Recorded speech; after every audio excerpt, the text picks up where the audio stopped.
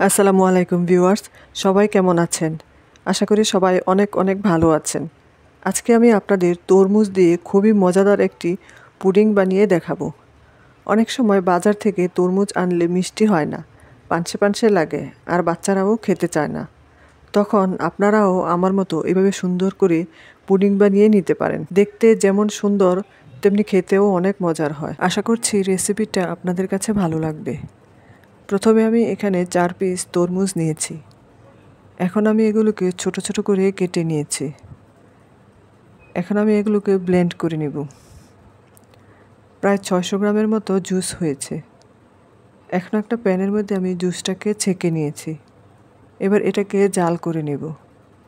এবার এর মধ্যে দিয়ে দিব 1/4 কাপ চিনি আর 1 চা চামচের মতো আগার আগার পাউডার, যা পানিতে গুলিয়ে নিয়েছি। এখন সেটা দিয়ে দিচ্ছি। আরও দিচ্ছি 1 ফোঁটা ফুড কালার। এবার সব কিছু ভালোভাবে মিশিয়ে নিয়েছি। এবার এটাকে জাল করে নেব আর অপেক্ষা করব বলক আসা পর্যন্ত। অনবরত নাড়াচাড়া করতে হবে যেন আগার আগার পাউডার দলা পেকে না যায়। 5 মিনিটের মধ্যেই বলক চলে এসেছে। এবার আমি এটাকে চুলা থেকে নামিয়ে ফেলব। এখন আমি যে মোল্ডের মধ্যে সেট করব সেটার মধ্যে ঢেলে দিচ্ছি।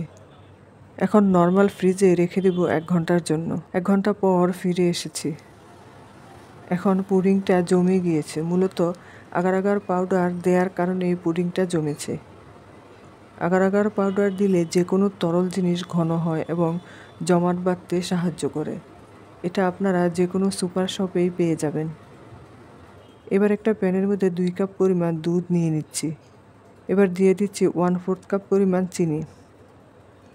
এবার দিয়ে দিচ্ছি 1 চা চামচ আগার আগার পাউডার।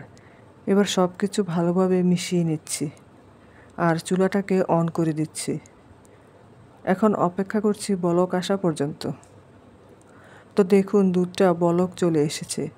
এখন আমি আরও 2 থেকে 3 মিনিট দুধটাকে জাল করে নেব। 2-3 মিনিট জাল করার পর এখন আমি চুলা থেকে নামিয়ে নিব। তারপর আগে যে তরমুজের পুডিংটা রেডি করে রেখেছিলাম সেটার উপরে দিয়ে দিব। এখন নর্মাল ফ্রিজে রেখে দিব আবারও 30 মিনিটের জন্য। 30 মিনিটের মধ্যে পুডিংটা সেট হয়ে গিয়েছে। এখন একটা প্লেটের মধ্যে নিয়ে নিচ্ছি আর আমি পুডিংটা কেটে আপনাদের সাথে শেয়ার করছি যে এটা দেখতে কতটা সুন্দর হয়েছে। এটা শুধু দেখতেই সুন্দর লাগে না, খেতেও অনেক ভালো লাগে। বাসায় একবার হলেও আপনারা ট্রাই করে দেখবেন। আশা করছি আমার আজকের রেসিপিটা আপনাদের কাছে ভালো লেগেছে। ভালো লাগলে আমার চ্যানেলটিকে সাবস্ক্রাইব করার অনুরোধ রইল। এতক্ষণ যারা পাশে ছিলেন সবাইকে ধন্যবাদ জানিয়ে আজকে এখানেই শেষ করছি।